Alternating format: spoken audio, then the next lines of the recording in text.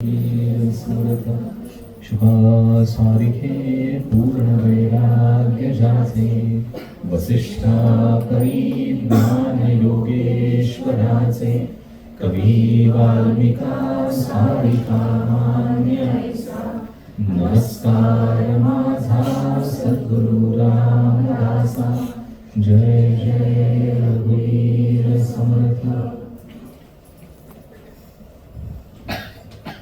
आपण गेले 2 दिवस रामायणाचा विचार करतो.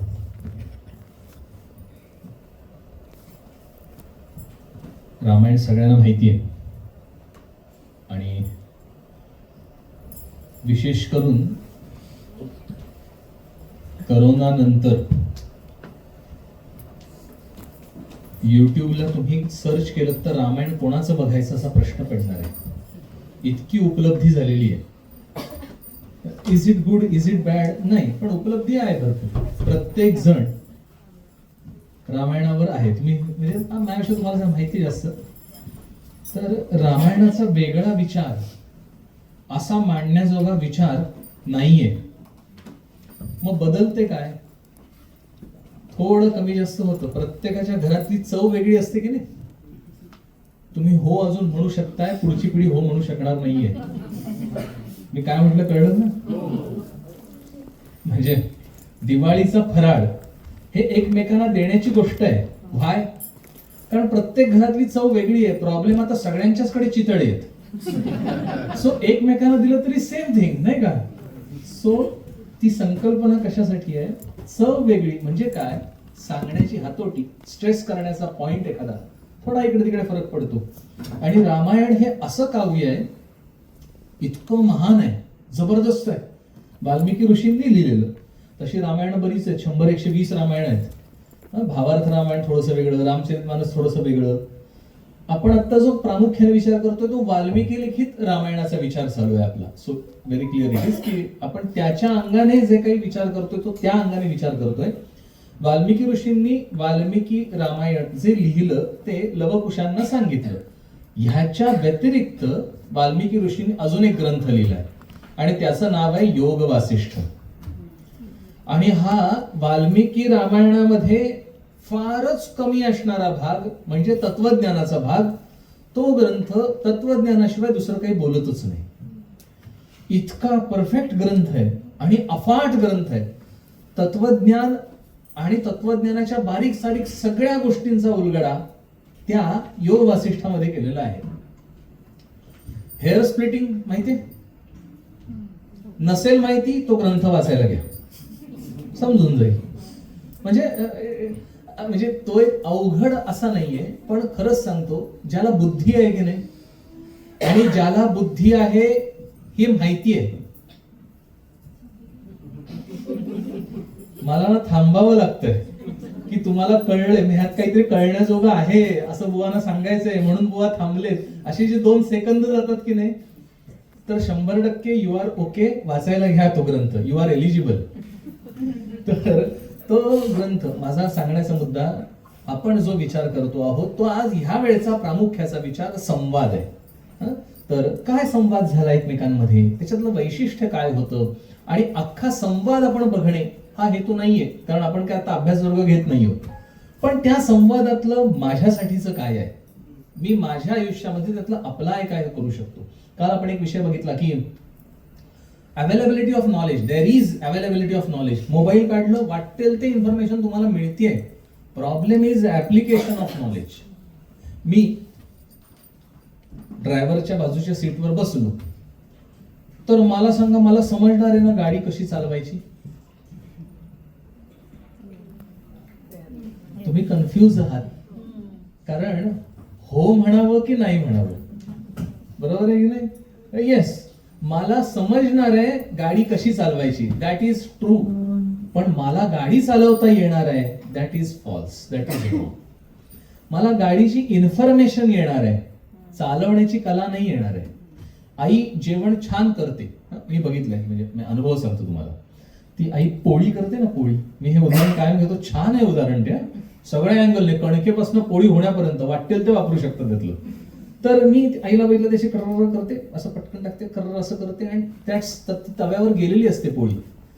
So I thought it is so simple, आणि मी ट्राय करायला घेतला. तुम्ही जे हसलात त्यावर तुम्ही पहिली केलेली पोळी तुम्हाला आठवलेली दिसते. इट्स दॅट वे ना, ये हृदयीचे ते हृदयी घातले, याला हे म्हणायचं बरं. म्हणजे तो अनुभवाचा प्रांत आहे. सगळं हे बोलणं कशासाठी आहे, मी प्रत्यक्ष ती कृती करायला घेतली ना, की माझं नॉलेजचं ऍप्लिकेशन होतं.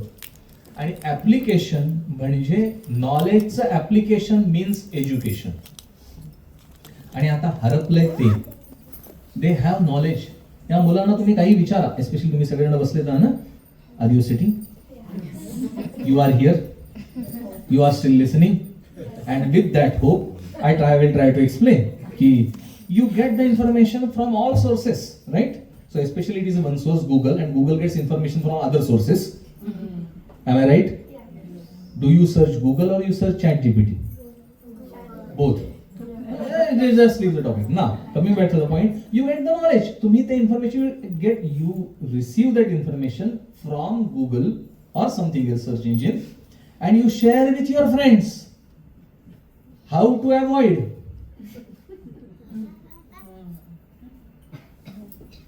How to avoid specific, what I can say, search engines, live search engines from our houses. हा, ते बघा, मुलं हुशार असतात. नाही, तुम्ही ही मुलं म्हणू नका, म्हणजे ही मुलं आहेत, पण म्हणजे आई वडिलांची नजर चुकवायची कशी हे तुम्हा सगळ्यांना कळतं की नाही? या बाबतीत मुलं हुशार आहेत की नाही? ही हो म्हणताय, मला याच्यात प्रॉब्लेम नाहीये. प्रॉब्लेम माझा इथे आहे, अगदी प्रामाणिकपणे सांगा, आपण आपल्या लहानपणी काय वेगळं केलंय? हे करायचो, बरोबर आहे की नाही? आई वडिलांना आपल्या जीवनात घडलेल्या सगळ्या गोष्टी माहिती आहेत का? नाही. आणि माहिती जर झाल्या तर तो काळ आठवा, जाने कहा गए, तो काळ आठवा. Not would. आता असं काळात मागे मागे मागे जायचंय आपल्याला, आणि आपल्याला 10-12 वर्ष मागे जायचंय. It's not so simple. Valmiki Ramayana म्हणजे रामायण जर समजून घ्यायचं असेल तर मला काळात मागे मागे जायला हवं. लेखक जो असतो त्याच्यासाठी एक म्हण वापरली जाते, you need to step in to the shoes. म्हणजे काय, आपण त्यांच्या चपलामध्ये आपला पाय घालायचा आहे. आता लहान मुलं तुम्ही बघितली असतील, लहान असताना ते आई वडिलांची चपला घालतात. आय डोंट नो हल्ली घालतात की नाही, घालतात, आणि मग ते धडपडतात. ओके, ते पडतात, कारण त्यांना त्यात ते माहिती नसतो. सेम ही म्हण परफेक्ट आहे, step in to the shoes. कारण मी त्या चपलेत गेल्यानंतर त्या चपला वापरायच्या कशा याची अक्कल लोकांकडनं घ्यावी लागते, आणि आपल्याला ते नसते. आपण ग्रंथ घेतला आणि मी वाचायला लागलो म्हणजे मला तो ग्रंथ कळायला लागला. No, it's not that way. पण मी तो ग्रंथ घेतला, वाचायला लागलो, आणि मला कळत नाहीये हे मला कळायला लागलं की दॅट इज अचीव्ड समथिंग. आणि मग मला विचार करायचा आहे, कोणाला कळलाय हा ग्रंथ, तो काय म्हणतोय ते आपण बघूया. And that is understanding, and that is called reading between the lines. कारण रीडिंग बिटवीन द लाईन्स मला साधा अर्थ कळणार आहे, मला अर्थ तो कळायला हवाय जो त्यांना सांगायचा आहे. आणि म्हणून संवाद जे आहेत ना, त्या दोन जणांमधले संवाद नुसते शब्द आहेत, पण त्या शब्दामागे त्यांना म्हणायचं होतं काय, तो काळ समजावा लागतो. आणि तो काळ समजला तर मला त्या शब्दांमधनं त्यांना म्हणायचं काय काय होतं हे समजतं. प्रभू त्या दशरथ राजाकडे गेले आणि त्यांना सांगण्यात आलं की तुम्ही आता, म्हणजे कैकेयीने सांगितलं की माझी अशी इच्छा आहे, ते मागणं 2 मागितलेली. आपल्या सगळ्यांना माहिती आहे ती 2 मागणं, 2 वरदान होतं. आणि वरदान मागितले. काय वरदान मागितलं? एक, ते जी सामग्री आहे जी रामाच्या अभिषेकासाठी केलेली आहे सामग्री, त्या सामग्रीने भरताचा अभिषेक व्हावा. ओके. आणि दुसरं, तिने हे मागणं नाही मागितलं की रामाला 14 वर्षांचा वनवास मिळावा. दिस इज, ते मागणं आहे पण हे वाक्य नाहीये. वाक्य काय आहे? तिला वर मिळाले, तुला काय हवंय ते माग. सो तिचं मागणं काय अँगलने, ती म्हणते, कैकेयी म्हणते, मी रामाला वल्कल वस्त्र नेसून 14 वर्षांच्या वनवासासाठी जाताना बघावं, हे मागणं आहे तिचं. कारण तिच्या अँगलने विचार करायचा आहे आपल्याला. तिने हे नाही माहित ना 14 वर्षासाठी तो जाऊ दे. How can she ask that? तिने सांगितलं मला बघायचंय, आणि हे मागणं परफेक्ट आहे. तो 14 वर्षासाठी वनात गेला आणि वनात महाल बांधून राहिला, तर आय डोंट नो. म्हणून तिने स्पेसिफिक सांगितलं, मी त्याला 14 वर्षासाठी जाताना बघेन, म्हणजे राईट इमिजिएट, आत्ता, केव्हा तरी मी म्हातारे होईन आणि बघेन ते नाही. आणि दुसरं, जी सामग्री जमलेली आहे त्या सामग्रीने भरताला अभिषेक, म्हणजे तो पण इफेक्ट इमिजिएट पाहिजे. कारण सामग्री जी जमवली, धरून चला दूध आहे, ते परवाला नासून जाईल की. दूध लागतंय, पाणी लागतंय, अजून काही चंदन उगाळलेलं आहे, हे सगळ्याच्या सगळी सामग्री जी गोळा केलेली आहे ती अजून 8-10 दिवसाने खराब होऊन जाईल. खराब होऊन गेलेलं नाही, ह्याच सामग्रीने करायचंय. सो तो लगेच केला गेला पाहिजे. 2 गोष्टी इमिजिएट इफेक्टने मागितल्या, हे तिचं म्हणणं आहे, हा तिचा संवाद आहे. आणि दशरथ राजाने ती मान्य करायच्या आधी, राजा दशरथाने तिला सांगितलं, त्यांच्यातला जो संवाद आहे, पूर्वी ना त्या संवादात नाही बरं का, मी माझं सांगत नाही, काय म्हणाले ते सांगतो. ती मंथरा म्हणते राजा दशरथाला, कैकेयी ही क्रोधासाठीचा महाल असायचा, क्रोधागार, त्याच्यात जाऊन बसली. म्हणजे घरी रागवणे ही प्रथा नव्हती, रागवण्यासाठीची सेपरेट जागा होती. आता आपण काय करतो, ज्या जागेत रागावतो तिथे जाऊन राहिलोय. बरोबर आहे की नाही? आता सांगतो, तुम्ही निघालात घरातनं की यू आर फ्रेश, आणि घरात गेलात की प्रॉब्लेम झाला की नाही, राग आला. तुम्हाला घरात गेल्यानंतर राग येतो नाहीये?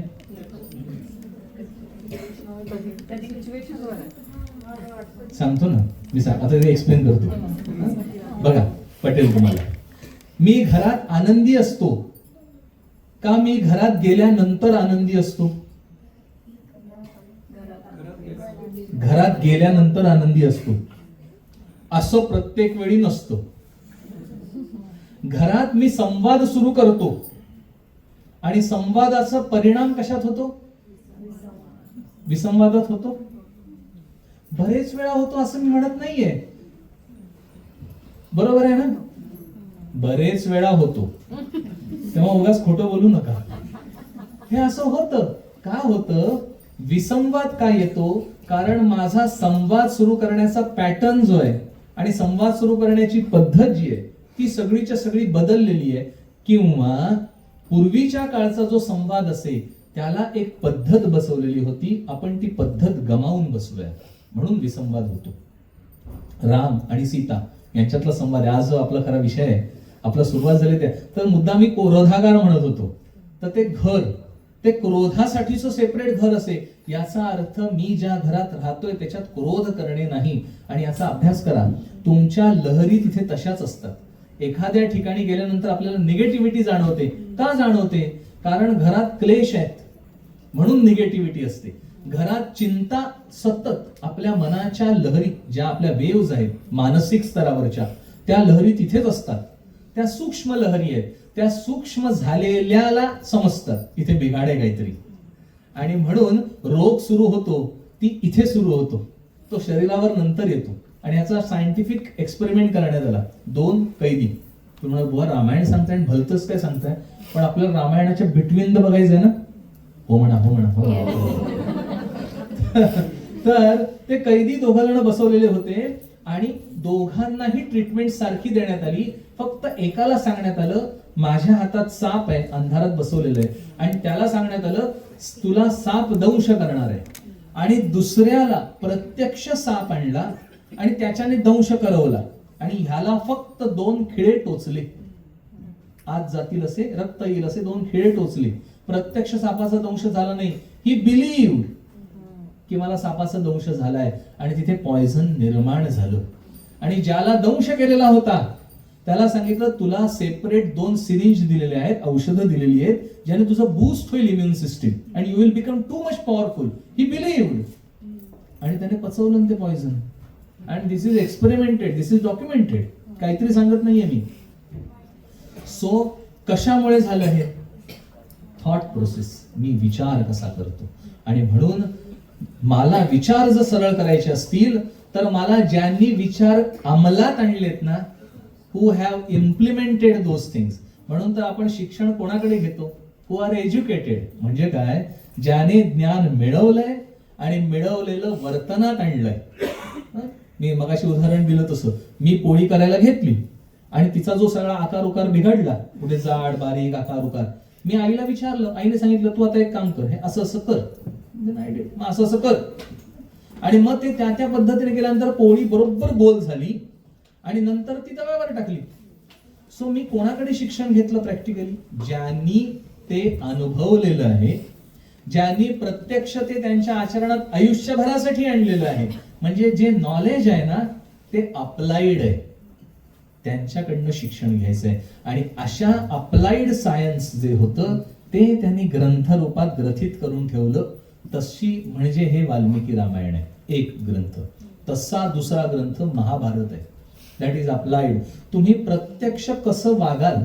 आपण दासबोध उघडला तर लक्षात येईल, दासबोध हा लक्षणांचा ग्रंथ आहे. प्रत्येकाची लक्षणं दिलेली आहेत. सत्वगुणाचं लक्षण आहे, रजोगुणाचं लक्षण, तमोगुणाचं लक्षण, शहाण्या माणसाचं लक्षण, मूर्ख माणसाचं लक्षण. इतकंच नाही, समर्थ पुढे जाऊन म्हणतात 2रा दशक काढा, त्यातला पहिला समास आहे मूर्ख लक्षण आणि 10वा समास आहे पडत मूर्ख लक्षण. तिथे समर्थ म्हणतात आता ऐका शहाणे असोनी मूर्ख, म्हणजे अति शहाणे. म्हणजे ते सगळा लक्षणांचा समास आहे. म्हणजे सगळी लक्षणं दिलेली आहेत. म्हणजे काय? पटकन ओळखा तुम्ही कुठे आहात, तुम्ही कसे आहात आणि तुम्हाला मिळवायचंय काय. मग मिळवायचंय काय याचं लक्षण? शुद्ध ज्ञान निरूपण. शुद्ध ज्ञान म्हणजे काय? उपदेश म्हणजे काय? गुरु म्हणजे काय? शिष्य म्हणजे काय? लक्षणं दिलेत. या लक्षणं माझ्या ठिकाणी दिसतात तर मी आहे. आणि हे सांगण्याचे अप्लाइड आहे. तसं हे ग्रंथ अप्लाइड आहे. मग पटकन कसं समजतो? तर ते वागले कसे एकमेकांशी त्याचा अभ्यास केला तर मी कसं वागायचंय हे मला कळतं, नाही का. ती मुलं अशी टीव्हीवर काहीतरी बघतात आणि त्याप्रमाणे ते लगेच वागायचा प्रयत्न करतात. असं होतं का? होतं ना, असंच होतं. म्हणून काय दाखवायचं ते बघा, लक्ष ठेवा, त्याप्रमाणे ते वागणार आहेत. सो ते जसं बघतात तसं ते अप्लाय करतात. हा जसा गुणधर्म त्यांचा तो मनुष्याचा गुणधर्म आहे. मी जे बघेन ऐकेन त्याप्रमाणे मला व्हावंसं वाटतं. आणि म्हणून ते ग्रंथ, त्या ग्रंथांचा अभ्यास करा ज्याच्यामधनं मी घडेन, मला समाधान मला मिळेल, प्राप्त होईल. आणि ह्याचा त्या लोकांनी विचार केला. मग त्यांच्यातले संवाद काय झाले? सीता, काय कमाल आहे त्यांचं वाक्य आहे बाळशास्त्री हरिदासांचं. ते म्हणाले एक वेळ राम होईल पण सीता नाही परत होणार. It is very difficult, very very difficult. कारण राम शक्य आहे, सीता होणं शक्य नाही. बघा तुम्ही प्रयत्न करून. मी गंमत करत नाही बरं. तुम्ही सीतेने काय काय वागली आणि काय काय बोलली याचा अभ्यास करा. म्हणजे हे बरोबर आहे की रामही पाहिजे, आय कॅन ऍक्सेप्ट दॅट, पण किमान अभ्यास करने को क्या जाता है. बरोबर आहे.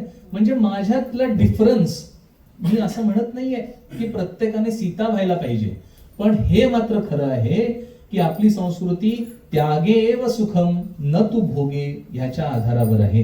आणि रामायण शिकवतो ते त्याग.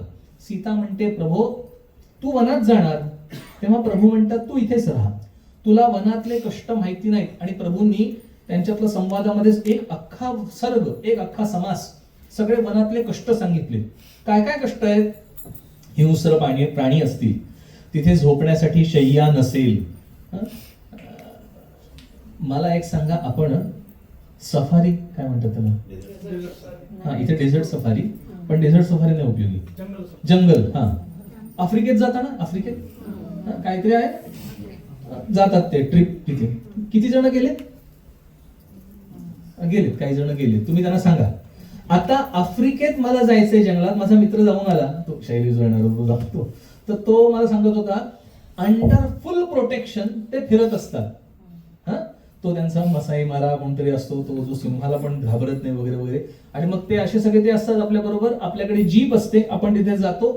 राहण्यासाठी व्यवस्थित टेंट असतात, आत कोणी येणार नाही याची काळजी घेतलेली असते, खायला प्यायला व्यवस्थित असतं. Remove all the protection. आणि आता विचार करा, तुम्हाला जंगलात सोडलंय. Now think about it, just think about it. मी ज्या जमिनीवर पाय ठेवणार आहे त्या जमिनीमधनं कुठली इंगळी, कुठला साप कधी बाहेर येईल आय डोंट नो. जी सगळी झाडच्या झाडं आहेत तिथलं कुठला साप, कुठला पक्षी माझ्या अंगावर येईल आय डोंट नो. आणि ही झाली झाडावर आणि जमिनीमध्ये.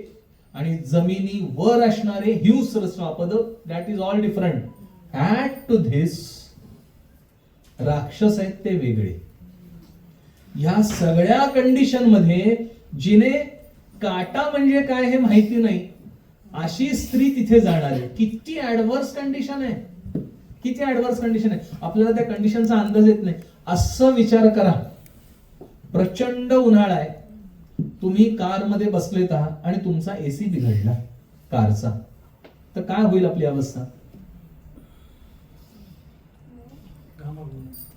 नाही म्हणजे आपण नाही 50 डिग्री टेम्परेचर इथे असतं ना, 50 डिग्री असतं आणि तुम्ही गाडी चालवता तर एसी बंद पडलाय, तुम्ही काचा उघडू पण शकत नाही, काहीच सहन नाही करता येणार आहे. म्हणजे माझ्या शरीराची सहनशीलतेचं एक लिमिट आहे आणि ते लिमिट ओलांडून जायचंय. ते सीता म्हणते मी तुझ्या बरोबर यायला तयार आहे.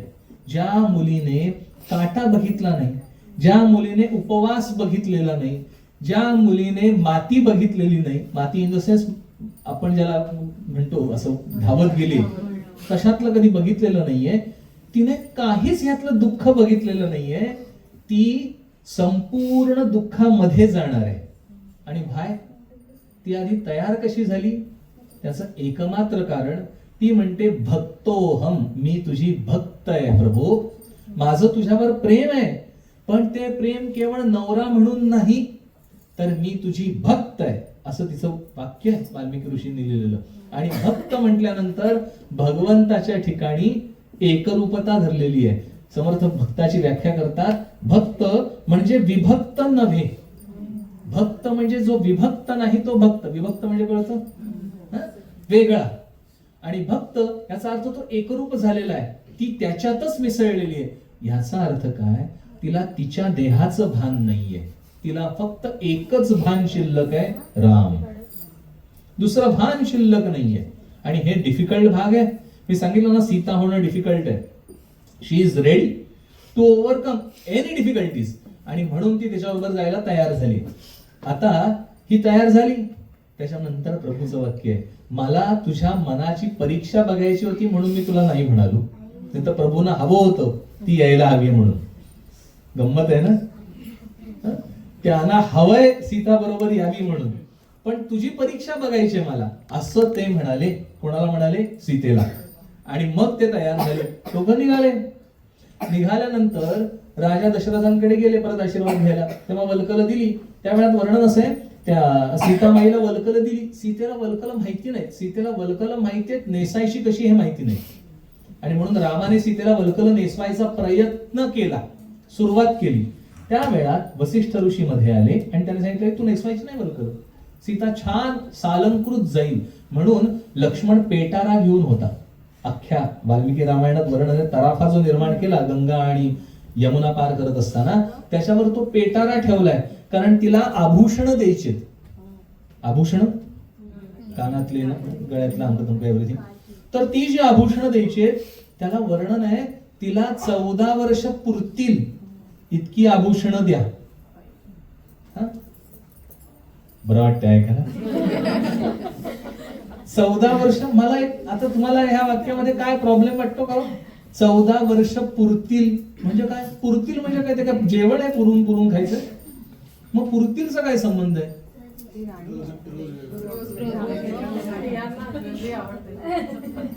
जरी तुम्ही अनुभवातनं बोलताय, I can understand, believe me. Variety पाहिजे ना, व्हरायटी पाहिजे. सो बेसिक गणित काय आहे आभूषणांचं? आभूषण झिजत नसल्यामुळे एकेकाळी ती व्हरायटी पाहिजे, बदलायची. मग बदलायची याचा अर्थ तितकी न्यायला हवी आणि नेण्याची जबाबदारी लक्ष्मणाची होती. सो लक्ष्मण नुसती आभूषण नव्हे, कपडे, कपडे अधिक आभूषण अधिक यांची शस्त्रास्त्र. रामाकडे जो धनुष्यबाण आहे, जे खडग आहे, तलवार आहे, या सगळ्या गोष्टी, हे सगळं कॅरी करण्याचं काम लक्ष्मणाचं आहे. सो लक्ष्मण ह्यूज पेटारा घेऊनच फिरतोय. तो पेटारा ठेव असं रामाने सांगितलंय त्या तलावावर. आणि मग हे निघाल्यानंतर कुटी बांधली. आणि कमी थोडं पुढे ज्या वेळामध्ये, आता हा प्रसंग अवघड आहे, कॉन्ट्रोवर्सीचा प्रसंग, सीतेचा त्याग केला का भाय, है ना? सगळ्यांच्या मनात येते की नाही, रामाने सीतेचा त्याग करायला नको होता. आपण सरळ जज होऊन जातो बघा. रामाला इथे मोठं मानतो, पण त्याच्या चुका पण काढतो. का? कारण मी रामाला श्रेष्ठ धरत नाहीये. हा प्रॉब्लेम आहे आपला. मला हे पक्क पाहिजे, राम ह्याचा अर्थ he will be perfect, he must be perfect. तो चुकणारच नाहीये. आपला हे आता क्लिअर करतो, रामाने सीतेचा कधीच त्याग केला नाही. राजाने राणीचा त्याग केलाय. आणि ह्याच्यामधला डिफरन्स जर समजता आला तर बघून घ्या.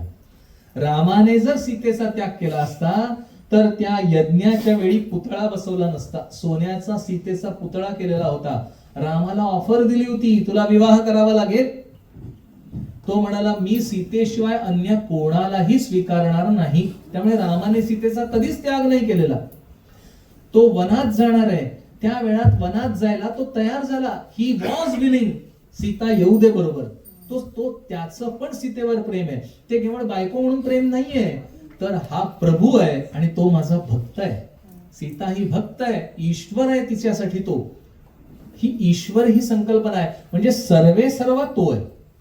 सीतेचं वाक्य आहे ते म्हणे, सीता म्हणते मी भक्त आहे. ह्याच्या बरोबर ती म्हणते, तू खाऊन झालं की जे उरेल ते मी खाईन.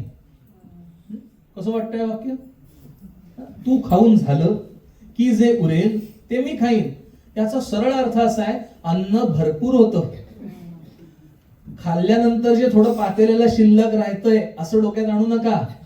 पातेल्यात भरपूर शिल्लक असणार आहे असं डोक्यात आणा. व्हाय? तू खाऊन झाल्यानंतर का? सीता ही स्त्री आहे आणि स्त्रीचा गुणधर्म काय आहे? पोषण करणे. हे पक्क समजा, तो गुणधर्म आहे स्त्रीचा. तुम्ही पुरुषाला एखादी गोष्ट सांगा आणि स्त्रीला एखादी गोष्ट सांगा, सेम कंडिशन, आणि त्या दोघांचे रिझल्ट वेगवेगळे असतील. Why? It is made so. जर देवाला एकच क्रिएट करायची असती तर दोन वेगळे केलेच नसते ना. दोन वेगळे केले याचा अर्थ दोघांचे गुणधर्मच वेगळे आहेत. It is not that part की एक म्हणजे ऑपरेशन मॅनेजमेंट आणि फायनान्शियल मॅनेजमेंट किंवा हे दोन वेगवेगळे का आहेत? नाही का, असतो ना, भेद असतात ना. ऑपरेशन वाला एक असतो, सेल्स वाला एक असतो, अजून दुसरा वेगवेगळा काय? व्हाय आर दे डिफरंट? कारण त्यांच्या ड्युटीज अँड रेस्पॉन्सिबिलिटीज वेगवेगळ्या आहेत. They can do, the others can't. हा प्रकार आहे. आणि स्त्रीचा गुणधर्म पोषण आहे. तुम्हाला हे पटो न पटो, माझं सांगणं कर्तव्य आहे.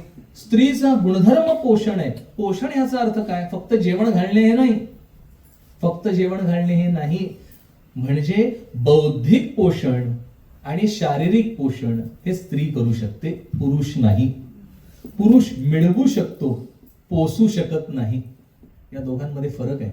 आणि म्हणून तुम्हा सगळ्यांना बघा, जाणवत असेल तर, आईच्या हातचं खाणे आणि हॉटेलमध्ये जाऊन खाणे याच्यात फरक काय आहे? तृप्ती हॉटेलमधल्या खाण्यात नाही, तृप्ती आईच्या खाण्यात आहे. त्याला चव कमी असेल पण तृप्ती असणार आहे. हॉटेलच्या खाण्याला चवदार आहे, पोटात गेल्यानंतर तृप्ती नाही. याचं कारण त्याच्यात एक महत्वाचा पदार्थ मिसिंग असतो, अँड दॅट इज प्रेम. आई जे प्रेमाने करेल ते कदाचित खारट होईल, कदाचित मीठ कमी पडेल, कदाचित करपलेलं असेल, but the basic factor is, ह्या अन्नातून माझ्या या मुलाचं, माझ्या घरातल्या लोकांचं पोषण व्हावं आणि त्या प्रेमाने पुष्टी होते. आपण सगळेजण नजर उतरवता, कधी बघितलं नजर काढतात? So what is that? नाही का, नजर लागली असेल तर काय काय फिरवतात, मीठ फिरवतात, हिंग, व्हॉट एव्हर. तर मला सांगा, त्या धरून चालू आपण मीठ, तर ते मीठ असं अंगावरनं फिरवलं, मिठात ताकद आहे का हो? तसं असतं तर त्या मिठाच्या फॅक्टरीत काम करणं आयुष्यात नजर नको लागायला, मिठातच आहे. ताकद मिठात नाहीये, ताकद फिरवणाऱ्यामध्ये आहे. नजर लागली म्हणजे कशाने लागली? डोळ्याने. तेव्हा ती लागलेली नजर त्याच्यापेक्षा जास्त प्रेम असणाऱ्या नजरेने बघितलं की ती नजर जाणार आहे. म्हणून आई, बायको किंवा मुलगी यांनी नजर उतरवायची असते. कारण म्हणून तर ज्या पर अन्न खायचं नाही त्याच्यात ह्या तिघा जणांची सूट सांगितली. का सांगितली ही सूट?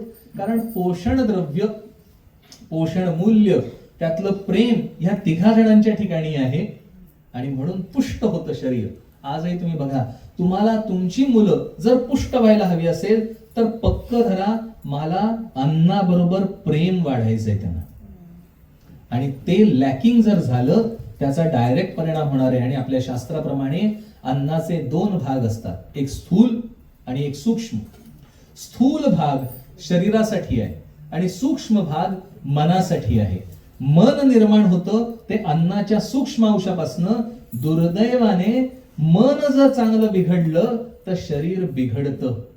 शरीर चांगलं राहिलं म्हणून मन नाही चांगलं राहत. म्हणून पोषण आहे. म्हणून सीता म्हणते तुझं झाल्यानंतर मी खाईन. याच्या मागे राम जेवेसोपर्यंत मी अशी गुलामासारखी उभी राहीन ही संकल्पना नाही. हे सांगण्यासाठी एवढं सांगायला लागलं मला. इतका मी थिअरम प्रूव्ह करेस्तोपर्यंत हे सांगायचा मुद्दा काय आहे ते तिचं वाक्य आहे, तू जेवण जेवल्यानंतर मी जेवेन. पूर्वी एकेकाळची प्रथा होती आपल्या इकडे, आई किंवा बायको और मुलगी असेल तर ती आधी सगळ्यांना वाढायची. कारण ते सगळे जेवले तिच्या त्या बघण्याने की छान तुम्ही तृप्त झालात. That is important. कालच आपण त्या इथे गेलो होतो, अनसुया मातेचं उदाहरण होतं. ती माता आहे, तिची इच्छा आहे हे तृप्त व्हावेत. त्या तृप्तीचं मूल्य आहे. सगळा खेळ त्या तृप्तीमध्ये आहे. आणि तृप्तीच होत नाही. काही वेळा आपण जेवल्यानंतर असं वाटतं ना अजून काहीतरी खावं, असं वाटतं का?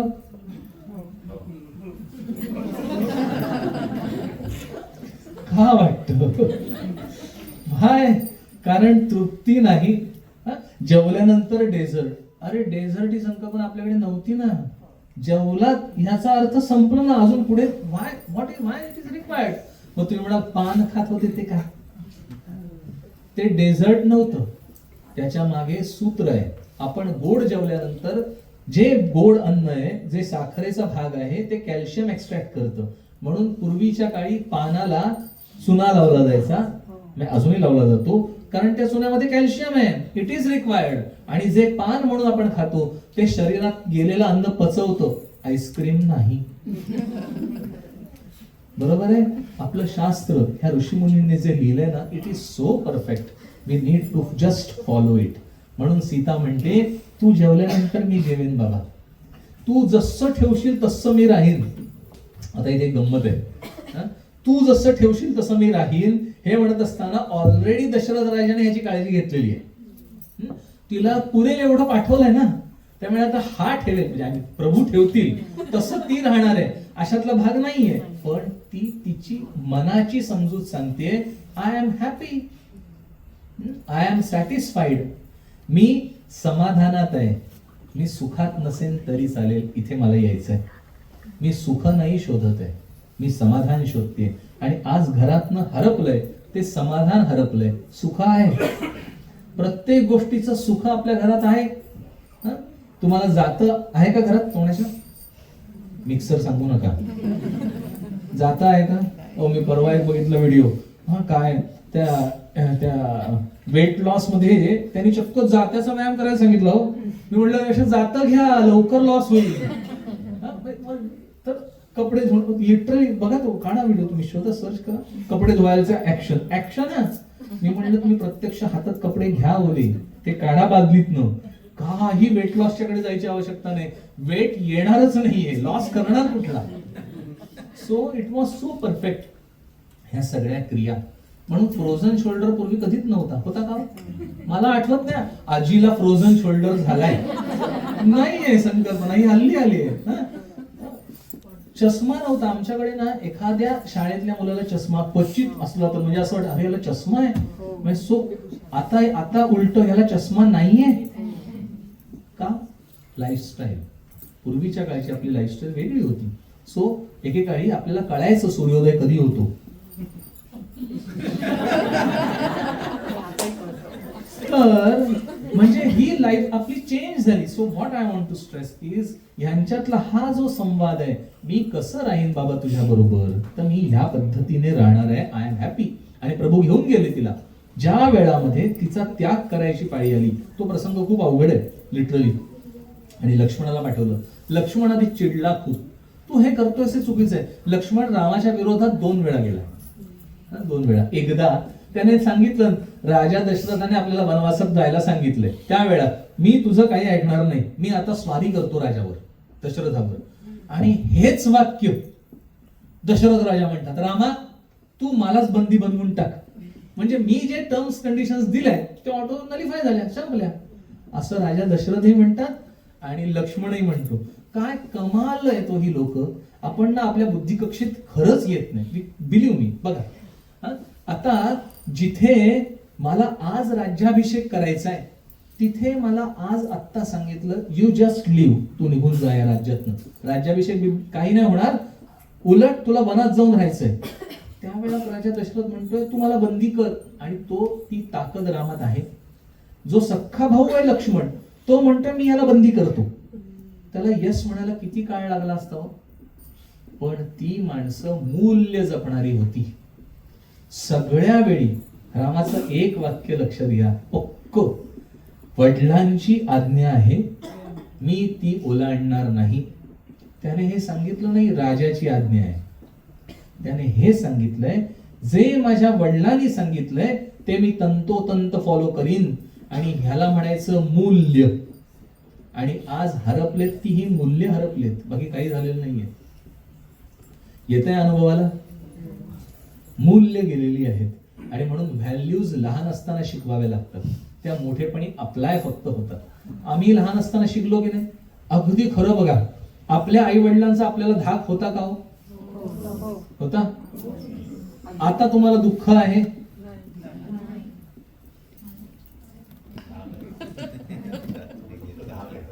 दुःख नाहीये, धाक आहे ना, दुःख नाहीये.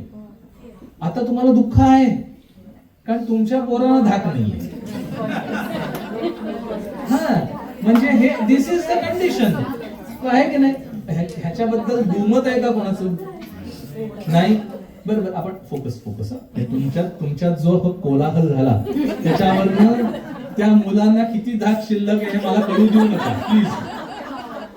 तर म्हणजे हे ते धाक, तो जो धाक आहे ना, तो रामाच्या ठिकाणी तसा धाक आहे, पण तो आदरयुक्त आहे. आपल्या ठिकाणी आदर कमी होता, आदर होता पण धाकाचं प्रमाण जास्त होतं. इट वॉज 80% धाक आणि 20% आदर. रामाच्या वेळी पूर्ण आदर आहे, ते आदरयुक्त त्याने स्वीकारलंय. मी ओलांडू नाही शकत कारण ते माझे वडील आहे. भरत जेव्हा येतो केकय देशापासून आणि तो जेव्हा कैकेयीकडे जातो तेव्हा ती म्हणते राजा दशरथ गेला, हे ती सांगते सगळं. तर तो त्या वेळात एक वाक्य उच्चारतो, त्या संवादात आहे. तो म्हणतो, आता मग मला सांग माझा श्रेष्ठ ज्येष्ठ भाऊ कुठे आहे, कारण मी आता त्याचं दर्शन घेतो, आता मी वडिलांचं दर्शन घेऊ शकत नाही, तर मला वडिलांच्या जागेवर आता तो आहे. काय वाक्य आहे ना हे? मला वडिलांच्या जागेवर आता माझा मोठा भाऊ आहे. हे मूल्य आहे. These are the values. आता आहे का तशी कंडिशन? नाहीये. आता नात्यांना नातेपणाच नाहीये, आहे की नाही? आपण वेगळी नाती जोडतो. We require some Facebook to connect because we have lost the connection between our faces. समोरासमोरचं कनेक्शन गेलं आणि मला हे आर्टिफिशियल माध्यम स्वीकारावं लागतंय. Is it good, is it bad? नको तिकडे जायला. But this is what it is, this is a fact. आणि म्हणून रामायण आपल्याला ते शिकवतं, नात्यांचं महत्व काय आणि नाती का जपायची, त्यांच्यातलं मोठेपणा काय आहे. आज नाती हरपलीत म्हणून त्यातलं कोणीही आपल्याला बरोबर ऐन वेळी येत नाही मदतीला, बरोबर आहे? आणि दुसऱ्याची कोणाची तरी मदत होते आणि आपल्याला वाटतं त्या नात्यापेक्षा मला ही जवळची आहे. टाळी एका हाताने कधीच नाही वाजत. It is always reciprocal relationship. अर्थात कलियुग आहे, तो त्रेताळ युग होतं. I can understand the fact. पण म्हणून मला किमान मूल्य तरी जपता आली पाहिजेत. भरत सांगतो, प्रभो तू तू चल, तुझं सिंहासन आहे. किती भरत पर्टिक्युलर आहे, तर जेव्हा भरद्वाज मुनींच्या आश्रमात जातात आणि भरद्वाज मुनी त्यांच्या मायेने संपूर्ण वन निर्माण करतात आणि वनामध्ये महाल निर्माण करतात आणि मध्यभागी सिंहासन निर्माण करतात. आणि सिंहासन हे भरतासाठी असतं. त्या सगळ्या सेनेमधला प्रमुख कोण आहे? भरत आहे. सो इट्स फॉर हिम. तेव्हा भरत त्या सिंहासनाला प्रदक्षिणा घालतो आणि तो सांगतो, सिंहासन हे फक्त रामाचं आहे, मी त्याचा अधिकारी नाही. काय संकल्पना स्वच्छ आहे. वास्तवात त्याच्यासाठी निर्माण केलेलं सिंहासन आहे, पण ते सिंहासन आहे आणि सिंहाचं आसन हे फक्त राजाचं आहे, मी राजा नाहीये. So it is not for me. इतकी संकल्पना स्वच्छ आहे. असा तो भरत आहे. त्याला भाऊ असा परफेक्ट संज्ञा आहे. लक्ष्मण आणि भरत हे दोघं जण कसे आहेत? लक्ष्मण सगुण प्रेमी आहे आणि भरत ज्ञानप्रधान निर्गुण प्रेमी आहे. रामाचं सगुण स्वरूप हे जर समोर नसेल तरी भरत जगतोय, लक्ष्मण जगूच शकत नाही. असा तो आहे. तो त्याचा बहिष्ठ प्राण आहे. म्हणून रामा बरोबर आहे. लक्ष्मण अनेक वेळा चिडलाय, पण लक्ष्मणाला जेव्हा इजा झाली तेव्हा राम राहू शकत नाहीये. तो हनुमंताला म्हणतो, ह्याच्याशिवाय मी जर असेन तर मी नसल्यासारखा आहे, म्हणून ताबडतोब जा. हनुमंताने एकंदरीत 2 वेळा आणलाय बरं द्रोणागिरी 2 वेळा आणलाय. एकदा आणला ज्या वेळामध्ये सगळे मूर्छित झालेले होते आणि त्या दोघांमधला संवाद आहे. जांबवान, विभीषण आणि हनुमान 3 जण आहेत. जांबवान हा सर्वात वयोवृद्ध आहे. म्हणजे तो किती वयोवृद्ध आहे? पृथ्वी निर्माण झाली त्यानंतर लगेचचा जांबवान आहे. असो, तिकडे आपल्याला जायचं नाही. मुद्दा काय आहे? इंद्रजिताने या सगळ्यांना ब्रह्मास्त्राने अभिमंत्रित केलेल्या सापांनी मूर्छित करून टाकलंय. विष पसरलंय सगळीकडे, सगळ्या सेनेच्या आतमध्ये, आणि इतके विच्छिन्न झालंय सगळ्यांचं शरीर की सगळे बेशुद्ध पडले. रक्त जाऊन इतकं रक्त गेलेलं आहे. त्या वेळामध्ये 2 जण सशक्त आहेत, शक्तीसह आहे. एक आहे विभीषण, दुसरा आहे हनुमान. हे प्रत्येक जण, वाल्मिकी ऋषी वर्णन करतात, 2 चालतायत त्या रणामध्ये. प्रचंड मोठं रण पडलेलं आहे आणि ते विचार करा, वानर नुसते पडलेले दिसत आहेत चौहोबार सगळीकडनं, आणि त्यांच्यामध्ये चालतायत. कोणी जिवंत आहे का बघायला. ही अवस्था आहे त्या रणांगणाची. आणि त्या वेळात हे जांबवंताच्या समोर गेल्यानंतर जांबवंताला उचललं आणि त्या कणलं म्हणजे माहितीये असं एकदम असं करून तो कणल्यानंतर त्याने हात धरला आणि उठवला. त्याने डोळे उघडले नाहीत. जांबवंताने डोळे न उघडता त्यांना प्रश्न विचारला, मला सांग, जांबवंताचा प्रश्न आहे, मला सांग की हनुमान जिवंत आहे का, असं विभीषणाला विचारलं. हनुमान बाजूला उभा आहे. हनुमान बाजूला उभा असताना जांबवंताने त्याला विचारलं, हनुमान जिवंत आहे का? विभीषण म्हणाला आहे. त्याने विचारलं, तू राम जिवंत आहे का नाही विचारलं, आणि हनुमान जिवंत आहे का विचारलं बाबा. तेव्हा जांबवान म्हणतो, हनुमान जर जिवंत असेल तर आपण सगळेजण परत वाचू याची मला खात्री आहे. राम जिवंत असेल तर वाचू ही खात्री नाहीये असं म्हणाला नाहीये. एवढंच म्हणाला, हनुमान जिवंत असेल तर आपण सगळेजण वाचू. आणि मग उपाय सांगितला, द्रोणागिरी घेऊन ये, म्हणजे ती वनस्पती घेऊन ये. हनुमंत गेला, द्रोणागिरी घेऊन आला आणि तो डोंगर, तो दगड, तो मोठा परिसर सगळा नुसता ठेवला. त्याचा सुगंध सुटला, त्या वनस्पतींचा सुगंध सुटला. वाल्मिकी ऋषी लिहितात, आणि त्या सुगंधाने सगळे उठून उभे राहिले. हे त्या वनस्पतीच्या सुगंधाची ताकद आहे. ही किमया आहे आणि ह्याचा उल्लेख इतिहासात आहे. आपला दिल्लीश्वर तो आजारी पडला आणि त्याला औषधी देण्यात आली.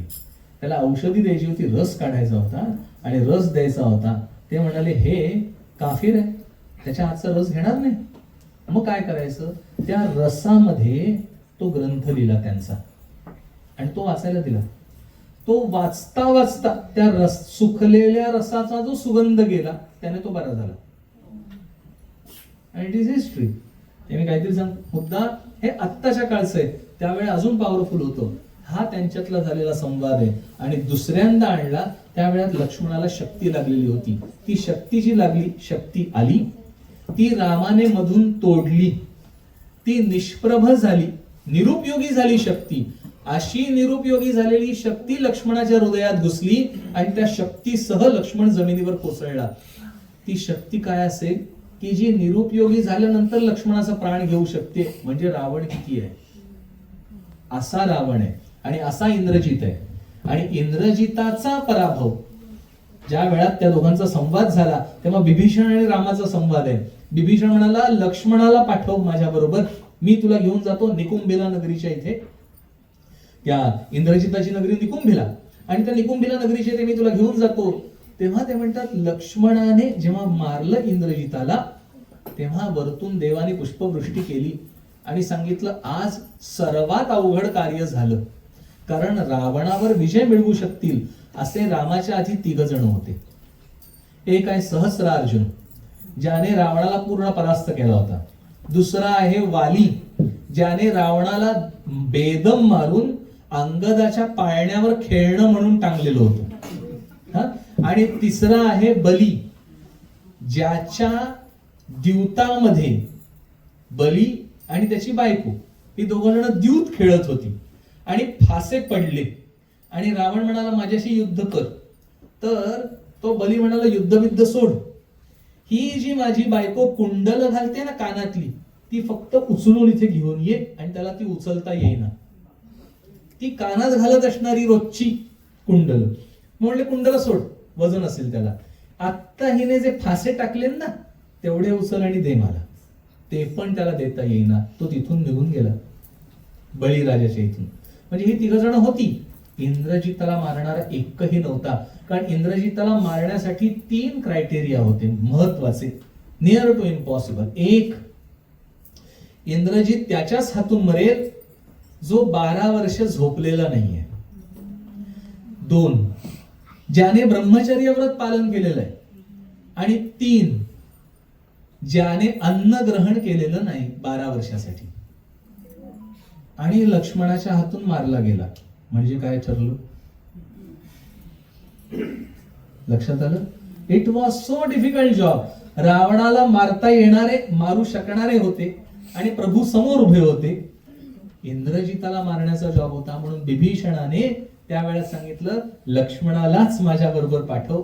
आणि मग हनुमंतही त्याच्या बरोबर गेला आणि त्याने ब्रह्मास्त्राने अभिमंत्रित केलेलं होतं तो रथ मधून तोडला. यज्ञातून बाहेर येत असणारा रथ, जो रथ बाहेर आला तर इंद्रजित अजेय आहे, राम सुद्धा मारू शकत नाही, ना लक्ष्मण मारू शकतोय, असा रथ अर्धा बाहेर आलेला होता. त्या वेळामध्ये तो सोन्याने तप्त अग्नीसारखा तापलेला रथ, म्हणजे प्रत्यक्ष अग्नी, म्हणजे गरम किती असेल बघा, तो रथ बाहेर आलेला हनुमंताने स्वतः हाताने मोडला. म्हणजे हनुमंत काय दणकट आहे, त्याला वज्रदेही उगाच म्हणत नाही. तो मोडला, तो यज्ञातच मोडला आणि यज्ञही मोडला. आणि मग इंद्रजिताचा वध झालेला आहे. असा हा संवाद आहे. आपल्याला हे ऐकताना इझी वाटतं, कारण आपण ना आरामात बसून ऐकतोय, पण त्यातलं अप्लाय करायची पाळी येते. आणि ह्यांच्यात हे सामर्थ्य का आलं, हे असामान्य सामर्थ्य का आलं, कारण त्यांनी 2 गोष्टी अप्लाय केल्यात आपल्या आयुष्यामध्ये. 1, त्याग. प्रत्येक गोष्ट त्यागे एव सुखम, त्याग केल्याशिवाय काहीच आयुष्यात मिळत नाही. आणि आपण नेहमी करत असतो बरं, आपण त्याग करत नाही हे चुकीची संकल्पना आहे. त्याग करतो, पण काय मिळवायला काय त्यागायचंय ह्याच्यात गडबड होते. आणि दुसरं, आशीर्वाद. त्यांना गुरुजनांचे ज्याला आशीर्वाद मिळालेत ना, पक्क समजा तोच विजयी होतो. आपल्या सगळ्यांसमोर उत्तम उदाहरण आहे, म्हणजे इतिहास आहे. छत्रपती शिवाजी महाराज, छत्रपती संभाजी महाराज आणि शाहू महाराज, शहाजी महाराज, बरोबर ना? 3 पिढ्या. त्यापैकी सिंहासनावर योग्य तऱ्हेने बसलेले कोण आहेत? मधले शिवाजी महाराज. हे सूत्र लक्षात ठेवा. आशीर्वाद मस्ट आहे. आशीर्वादाशिवाय कार्य नाही चालत. आपल्याला असं वाटतं की आशीर्वाद काय काम करतो. मी हे म्हणत नाही सगळ्यांचे आशीर्वाद घेत फिरा, इट इज नॉट दॅट वे. तुम्ही ज्यांना गुरु मानाल त्यांचे आशीर्वाद पाहिजेत. ह्याचं उत्तम उदाहरण आहे, ज्या वेळात दैत्य आणि देव यांचा संग्राम झाला त्या वेळात त्यांच्या मागे असणारा आशीर्वादाचा हात दैत्यांचा गेला, म्हणून ते शुक्राचार्यांकडे गेले. आणि दैत्य शुक्राचार्यांकडे गेले. दैत्य आणि दानव वेगवेगळे, राक्षस अजून वेगळे. दैत्य वेगळे, दानव वेगळे, राक्षस वेगळे.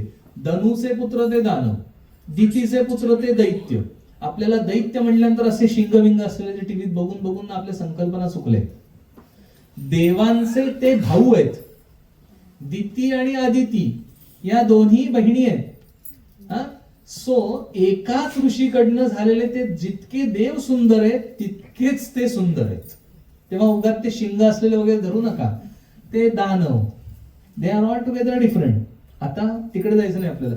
आपल्याला मुद्दा काय आहे, तेव्हा हे शुक्राचार्यांकडे गेले आणि त्याने सांगितलं, तुम्ही आमचे पुरोहित व्हाल का, आम्हाला संरक्षित कराल का, तुमच्या तपामुळे आम्ही संरक्षित होणार आहोत.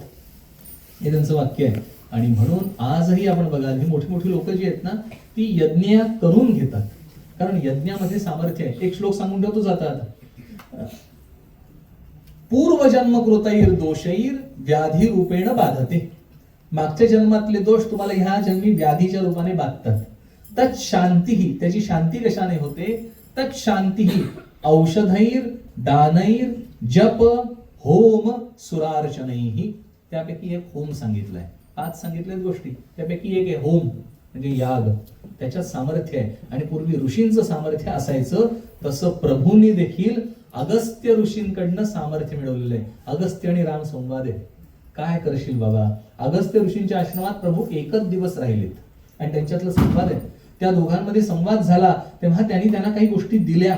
त्यातला एक गोष्ट म्हणजे बाण, ज्या एका बाणाने रावणाचा वध झालाय तो अगस्त्य ऋषीने दिलेला बाण आहे. 1 आणि 2 अगस्त्य ऋषी त्यावेळेत प्रगट झाले भूमीमध्ये, त्या रणांगणामध्ये.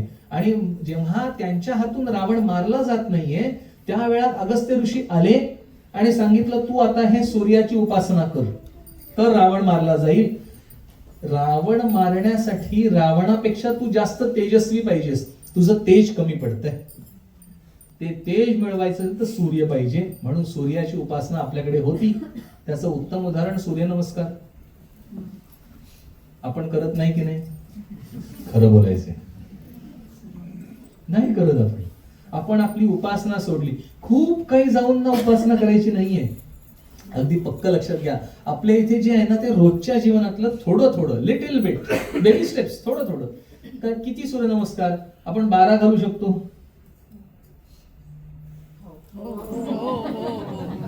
नको, 3 सुरुवात करा, ते तर जमतील. अहो पण मग त्याच्यात प्राणायाम आहे, त्याच्यात पूरक रेचक कुंभक आहे. अहो सगळं सोडा, नुसते सुरुवात तर करा. भगवंत आपल्याला सहाय्यभूत होतो हे पक्क समजा. तुम्ही सूर्यनमस्कार घालायला लागला की अचानकपणे, आता धाडसाने बोलतो, स्क्रोलिंग करता करता कळलं तुम्हाला नेमकं सूर्यनमस्काराची रील येईल. त्याच्यात लक्ष ठेवा. मग त्या वेळा भगवंताने तुमच्या समोर आणून ठेवलंय, ह्या प्रकारे कर बाबा. सो तो सहाय्यभूत होतो. कोणतरी जाता येता भेटतो आणि सांगतो ह्या प्रकारे करतो मी, तो त्याचं बुस्टिंग करेल. मी असं करतो, ह्याला कुंभक पूरक रेचक म्हणतात. Okay, I got the land, मला नॉलेज मिळालं, आय विल अप्लाय. हे आहे. म्हणून सूर्याची उपासना आहे. अगस्त्याने सांगितलं आणि ते वाल्मिकी रामायणात आहे. ते त्याने केलं आणि मग रावणाचा वध झालेला आहे. इतकं सामर्थ्य आहे. आणि हे सामर्थ्य आहे याचं कारण ऋषी मागे होते. ऋषींचा संवाद आहे. प्रभू दशरथ राजा समोर मागणं मागतात. रावण वध झाला आणि दशरथ राजा समोर आला. त्याने सांगितलं काय हवं तुला ते माग. इंद्र म्हणाला काय हवं ते माग. काय मागावं रामाने. एवढं सांगा की तुमचा कैकेयी मातेवर राग नाही. काय मागणं आहे. आपल्याला अंदाजही येत नाही. वास्तविक पाहता हे सगळं घडलंय हे कैकेयीमुळे घडलंय. पण तिथे मी मुलगा आहे आणि मला आई आणि वडील ह्या दोघांमध्ये क्लिअर पाहिजे नातं, आणि ती माझी जबाबदारी आहे. म्हणून मागणं काय आहे, हेतू काय आहे, एकच हेतू आहे. प्रभो ते सांगतात दशरथ राजाला, मला द्याल काय तर एवढं द्या की कैकई मातेबद्दल तुमच्या मनात दोष नाहीये. तेव्हा ते म्हणतात माझ्या मनातला दोष गेला. काय कमाल आहे, याला म्हणायचं मुलगा. आपल्या संकल्पनात येतच नाहीये, हे खूप डिफिकल्ट आहे, कारण मला त्याग नाही येत. मी त्यागाच्या भूमिका सोडली, म्हणून हे बघायचे, ते संवाद बघायचे. आणि म्हणून या संवादाला अनन्यसाधारण महत्व आहे. जेव्हा सीतेचा त्याग केला, ज्या वेळात राणीचा त्याग केला, तो कुठे केला? वाल्मिकी ऋषींच्या जवळ सोडायला सांगितलं. आणि सोडल्यानंतर सीता म्हणाली, रामाला सांग तू माझ्याबद्दल काही चिंता करू नकोस, माझ्या मनात तुझ्याबद्दल काही द्वेष नाही. हे ती रामाला निरोप देते. विचार करा, आपण त्या लेवलचा विचार नाही करू शकत. आणि हे दिसतं, हे आजही दिसतं. फक्त ज्या ठिकाणी दिसायला पाहिजे तिथे दिसत नाही. आपल्याला दिसतं तरुण मुलांमध्ये प्रेम जमलं की दे गो टू एनी एक्सटेंट. म्हणजे काय आहे, हे प्रेम कार्यरत आहे. आणि म्हणून योग्य ठिकाणी प्रेम करायला शिकवा, जाणीवपूर्वक प्रेम करायला शिकवा. सीतेचं असंच रामावर प्रेम नाही बसलं, तिच्या माहितीये तिला ह्याच्यात सामर्थ्य काय आहे. आणि रामाचंही प्रेम आहे, ती दोघं एकनिष्ठ आहे. Nobody is made for each other. हे वाक्य चुकते. We are made for each other, we need to make us for each other. This is true.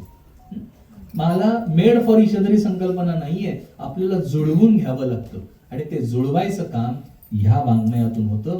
तेव्हा हे वाङ्मय आपण अभ्यास करा, एवढी समर्थेची प्रार्थना करतो आणि इथे थांबतो. मला इथे वारसा परिवाराने बोलावलं आणि काही आपल्याशी संवाद साधता आला, ही गोष्ट छान बरी वाटली. आणि आपण हे जे काही आहे माझं ते ऐकून घेतलं शांतपणे. पण ते काय, आज घोंगडं अडकलंय, म्हणजे ह्याच्यानंतर मोठा शो आहे, त्यामुळे आपण सगळे थांबलेत आहात असं मी गृहीत धरतोय माझ्यासाठी. आणि तर ते कारण ह्या मुलांनी एवढं छान बसवलंय. 27 जण आहे, 27, 4 जणांना घरी नकोच जायला, परत एक प्रवचन सुरू होईल दुसरं. माझा मुद्दा काय, छान ह्या लोकांनी बसवलं. इथे आपण जे विचार चिंतन केलं, तर ते चिंतन ते समर्थ चरणी मी अर्पण करतो. काही चुकीचं जाऊ शकतं कधी बोलताना, तुम्हाला काही वेळा राग येऊ शकतो, माझ्या बोलण्याचं काही पटत नाही असं होऊ शकतं, तर मला त्याचं काहीही पडलेलं नाही. तर तुम्ही काळजी करू नका. तेव्हा मी जे बोललो ते ह्यातलं बोललेलो आहे. तुम्हाला पटलं वेल अँड गुड, नाही पटलं, आपण नाही पटलेल्या गोष्टी असं खूप असतं की नाही आपल्या आयुष्यामध्ये, नाही पटलेलं जास्त असतं. ते जसं तुम्ही जंक फोल्डर मध्ये टाकता तसं हे टाकू नका, ते स्टोअर करा. केव्हा तरी लक्षात येईल दिस इज राईट, हा याची मला खात्री आहे, कारण ह्यातलं माझं काही नाहीये. मी तो हमाल, भारवाही, मी हमाल आहे, भार त्यांचा आहे, तर त्यांचा भार मी वाहतोय. त्यातलं निश्चित चांगलं आहे ते घ्या, बाकीचं समर्थ चरणी अर्पण. जय जय रघुवीर समर्थ.